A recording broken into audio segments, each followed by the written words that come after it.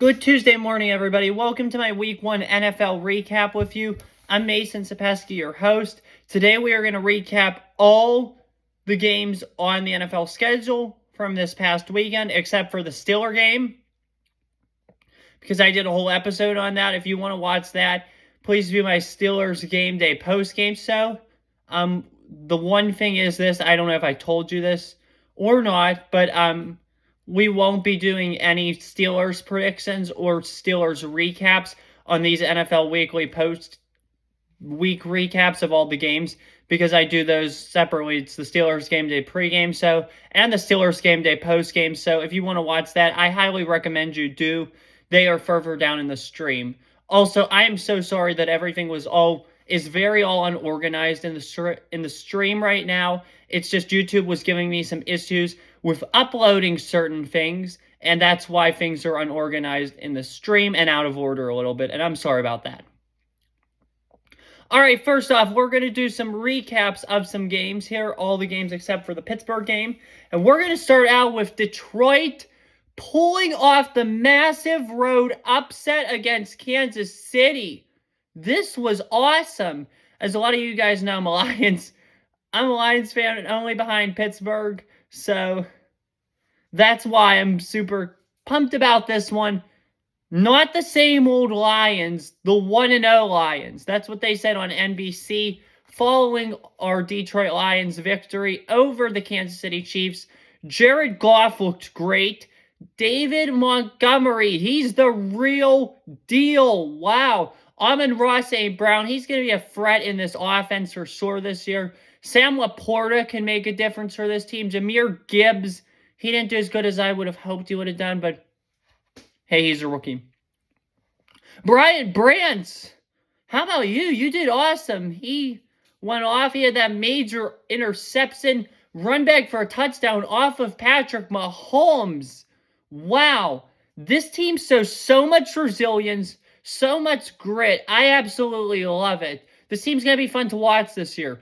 As for Patrick Mahomes, Andy Reid, and the Kansas City Chiefs, it's not tough yet, but if you lose in Jacksonville, look out. 0-2 teams typically don't make the playoffs. However, I remember back in 2017, the Saints, they started 0-2, they made it. And also last year's Bengals started 0-2 and made it. Those are the only two teams I distinctly remember that made the playoffs after 0-2, but your odds are not very good if you start 0-2. And by the way, both those teams won their divisions, so that helps. But Kansas City, they didn't make too many mistakes, I don't think. Sorry about that, it's a burp. It's just, this is shocking to say, but Dan Campbell outcoached Andy Reid. Think about that. Dan Campbell outcoached Andy Reid. That's awesome if you're a Lions fan, and we should be extra proud of that. But anyway, for Kansas City, there's no tough decisions to make yet. You guys didn't have Kelsey. You guys didn't have Chris Jones. Chris Jones will be back for the game in Jacksonville. I don't know what's going on with Kelsey, but he should be back by week 3 or 4 at the absolute latest, hopefully, for you guys. On to Baltimore now, where the Ravens defeated the Texans 25-9. This one wasn't surprising to me. I easily expected Baltimore to cover. They did really good. Even though they lost Dobbins, they did good for themselves. Texans, I don't know. Maybe C.J. Stroud's not the answer for you. I've always been a Stroud doubter for some reason. I never really was a fan of his playing style in college, and I've just always been a Stroud doubter. I mean, I decided to scout him last year in the game they played at Penn State. Ohio State won the game 44-31. But C.J. Stroud did not look very good in that game for most of the game. And I've been saying he is not going to be an elite quarterback. If you can't score touchdowns, you are not going to be an elite quarterback. Touchdowns are needed to win games. You're judged on if you win games. C.J. Stroud didn't either. He didn't score any touchdowns, and he didn't win this game. Well, I'm just pulling up his stats. 28 for 44, 242. That's not terrible, but still, if this team wants to contend or be reasonable, he needs to play much better. As for Baltimore, they did good. They could be a dominant team for sure, even without Dobbins, so keep an eye out for them. I just feel bad for J.K. Dobbins. I mean, I was very high on him in college when he was at Ohio State, and I wanted the Steelers to draft him. I was so mad when they drafted Claypool over Dobbins. I thought Dobbins was going to be a really good running back. It's just, it's unfortunate he can't stay healthy, so. Browns defeating the Bengals 24-3. Wow. This was a good pick by me. I expected the Cleveland Browns to win this game. But as for the Bengals, Joe Burrow should concern you a little bit. Got that big extension. Nothing said for it. 3 points. No touchdowns. And you're getting paid $245 million. That's not good enough. And from what I heard, Deshaun Watson didn't look too good either for Cleveland. I didn't get the chance to watch highlights of the game, but I don't think Deshaun looked that very good for Cleveland either. Nick Chubb's the real deal there. That rushing attack's what's going to propel them this year. And what's this rushing attack going to be without Jack Conklin, who's out for the year, unfortunately? Hopefully it's still the same for Cleveland if they want to win games. But it'll all come down to more than that. So, it'll be interesting. Don't panic yet, though, if you're Cincinnati. You typically always struggle when you're in Cleveland, so don't panic yet. This team was 0-2 last year. They made the playoffs. They should have made the Super Bowl, and they could have won the Super Bowl very well easily. So, don't panic at all. This was the upset of the week, in my opinion. Tampa Bay defeats Minnesota 20-17.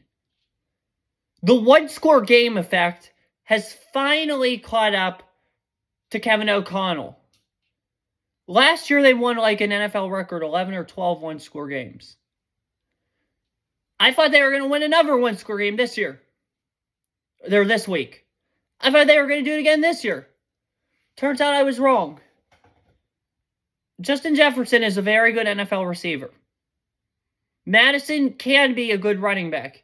He can either be really good or really bad. The defense played better. The defense showed improvement. The question now becomes for Minnesota, and it'll linger throughout this whole season and well into the offseason, up until March when free agency hits. Is Kirk Cousins your guy? If you get a high draft pick, I mean, look at all the quarterbacks available this year. Caleb Williams, Drake May, Bo Nix, Michael Penix Jr., Shedeur Sanders, Jordan Travis. There are so many good quarterbacks this year. If you get a top 10 pick, Minnesota, which I don't think they will, I think they'll be really good.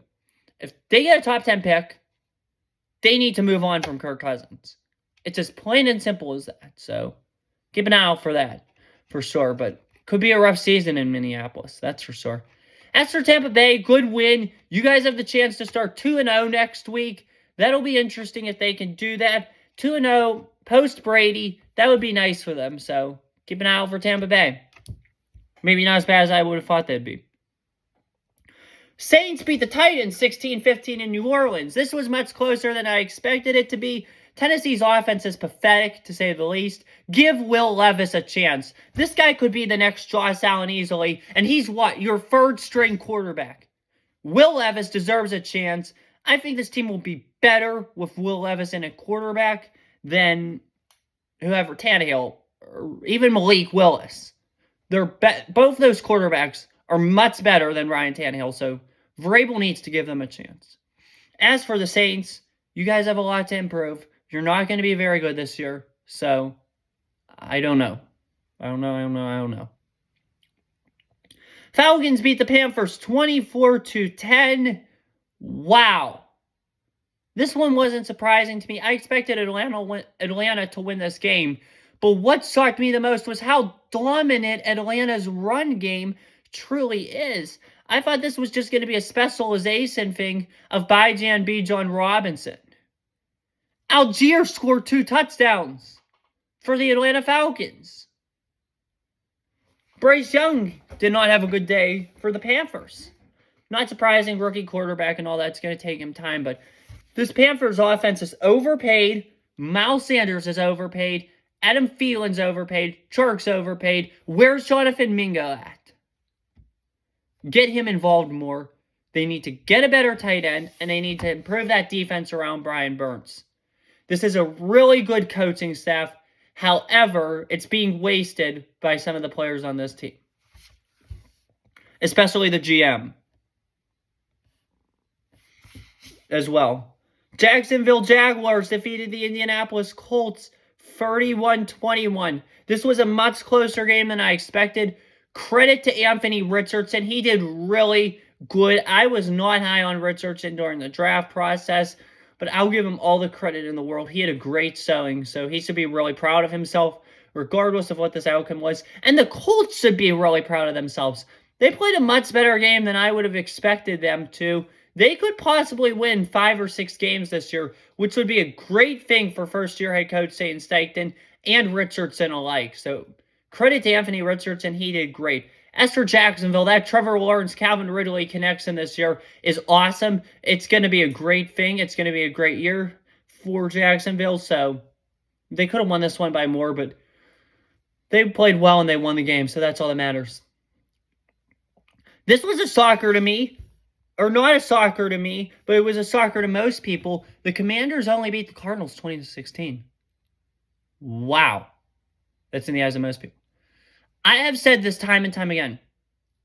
The Cardinals, I know, I predicted them to be 3-14. But they're not going to be as bad as some people think. They are not tanking. That roster's not that bad. That defense is somewhat good. That offense is what needs work. I mean, Jonathan Gannon's a very good defensive-minded coach. Very good. Some people don't like him. I'm personally a big fan of his, Jonathan Gannon's, but don't underestimate Arizona this year. If you want to take away one thing from this video, it's that. Don't underestimate the Arizona Cardinals. They could win maybe 4 or 5 games this year. So what will we going to do? Time will tell. If they get Caleb Williams in the draft, which most people expect them to, that team could be really freaking good in 2 or 3 years. Because that defense is good. He's a good defensive-minded coach. All you might have to do is possibly change the OC because I don't know about Drew Petzing at all. As for the Commanders, they're in trouble this year. We all knew they were going to be bad, but I think they're going to be really bad. So just keep an eye out for that. Oh, my God. Another one that was a shocker to some, but not a shocker to me. Raiders beat the Broncos 17-16 in Denver. I didn't see much of this game. I was upset. Devontae Adams didn't have as good of a day as I would have expected him to. It's always good to see him put up points for fantasy. He didn't put up many points for fantasy football. But, yeah. So, I have to burp again. Sorry about that. But maybe Sean Payton can fix Russell Wilson. 16 points? Maybe it wasn't Hackett that was the issue, and we'll get into that later. The Jets game is actually the last game we're going to do. So we'll get into that at the very end, but maybe Hackett was not the problem for this Denver team. Maybe it's Russell Wilson and some other people in the organization. Maybe that's the problem. Maybe Hackett wasn't the problem. Because, I mean, Sean Payton takes over.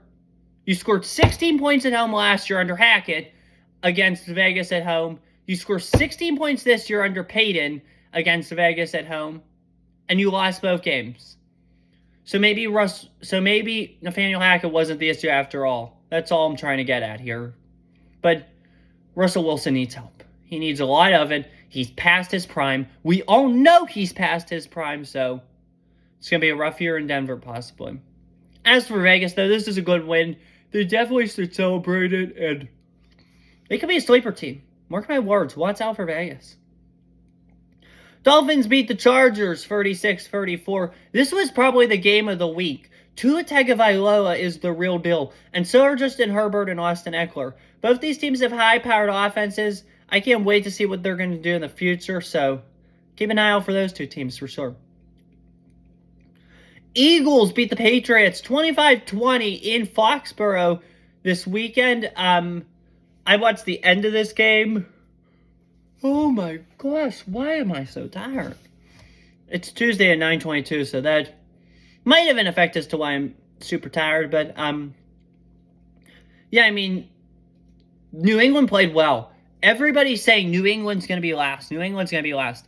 I don't think the Patriots will be last. I don't think the Patriots are going to have a good year. I don't think they're going to make the playoffs. But at the same time, I don't think at all New England is going to be last place in this AFC East. As for Philly, they have a lot to clean up because look at the NFC right now. We'll get into this team in a minute as well. And you have Detroit. You have San Francisco. If Philly plays like this, it's going to be a long year ahead for them, possibly. I mean, they'll still make the playoffs and all, but it won't be as good as most people expect it to be. But they got the win in Foxborough, and that's all that matters. Packers beat the Bears 38-20 in Chicago. Maybe Jordan Love is the real deal after all for the Green Bay Packers. Justin Fields needs some work for sure. This is going to be another rough year for Bears fans. I called it. People thought the Bears would be 8-9, 9-8, possibly playoff bound. I said no. I said the Bears are going to be 5-12 and miss the playoffs. It's going to be another rough year in Chicago. So I don't know what's going to happen there in terms of Fields, in terms of Luke Getsy, the OC, in terms of Matt Eberflus, the head coach. But for Green Bay, I told you. I mean, I predicted them at 6-11, 7-10, I forget, because I had no room really to project them with wins. But I told you this could be a possible sleeper team in the NFC North, just like Seattle was a year ago in the NFC West. So keep an eye out for the Packers. Matt LaFleur is a good coach, so just keep an eye out for them. Rams won 30-13 against the Seahawks in Seattle. Again, I've been saying the Rams are a potential sleeper team in the NFC. They're not going to be this 4-13, 5-12 team some people think they will be. I projected them to be 8-9, barely missed the playoffs. Much better than some other people did. I've been saying, keep an eye out for the Rams. Don't count out the Rams. They proved it Sunday. They put up a great showing, and again, Sean McVay and Les Snead are the real deal. So they're going to be respectable this year. You watch, mark my words. The Rams will be respectable this season. As for Seattle, I think they need Witherspoon and Smith and Njigba to be better contributors for sure. They need to attack more, and they just need to be better. Geno Smith was the big reason for that team's success last year. He played really well. He needs to be better if they want to contend, for sure. Now, this game, Dallas Cowboys. The Cowboys are like my 8th or 9th favorite team, but Dallas Cowboys defeated the New York Giants 40-0 at MetLife Stadium. I picked the Giants. I'm embarrassed for picking the Giants. I'm sorry I picked the Giants. They disappointed big time. Wow. I mean, this was a playoff team a year ago. This was a team that was expected to be good. They still have a chance to be good. They have an easy opportunity to bring themselves together and put the pieces back and kind of like come back. A nice opportunity to kind of come back, get a win, and put the Dallas loss aside them against Arizona this week. But man, Dallas is good. Dak is good. That defense is good. I've been saying Dan Quinn needs to get a head coaching job. He's about due for one. So hopefully Dan Quinn gets a head coaching job here pretty soon. I mean, this guy held, and I know they lost the game, but this guy held Bill Belichick, Josh McDaniels, and Tom Brady to 3 points through almost 3 quarters in a Super Bowl. It's not Dan Quinn's fault that that team melted down against the Patriots in the Super Bowl. Dan Quinn was almost a Super Bowl winning head coach. He has done nothing but great things as Dallas' defensive coordinator. This man is special. This defense is special. Micah Parsons will be your defensive player of the year. Write it down and remember this. Dallas is going to be competitive this year. I'm so glad I picked them to be. Last game of the week here. Sorry, I have to go real fast here, and I'm going real fast here. Typically, I won't try to go this fast, but I have to get to a car appointment in about half an hour, 45 minutes. But last game of the week was the best game of the week, probably. The Jets with a walk-off touchdown. Xavier Gibson with a walk-off kick return touchdown. 22-16 over the Buffalo Bills on Monday Night Football. Wow. First things first, I just want to start off this by saying it's terrible what happened to Aaron Rodgers last night. I'm very upset about it. I was really really looking forward to seeing how he would do with the Jets this year. So it's very unfortunate that he's going to miss this entire season. So prayers up to him for a speedy recovery, for sure. But now the Jets, I know, they won last night, but they still have a rough road ahead of them now. You just lost the quarterback you traded all those assets for, unfortunately, as I said. And look at your upcoming schedule. It does you no favors. You have a trip to Dallas this coming Sunday. New England. Kansas City. Denver at Denver. Philadelphia at home. Look. The Jets offense put up 16 points last night. I'm not going to count the touchdown because it was a kick return. But look, the Jets won that game with Zach Wilson as their quarterback. Nathaniel Hackett did that. Nathaniel Hackett did great play calling last night. Nathaniel Hackett helped the Jets win that game.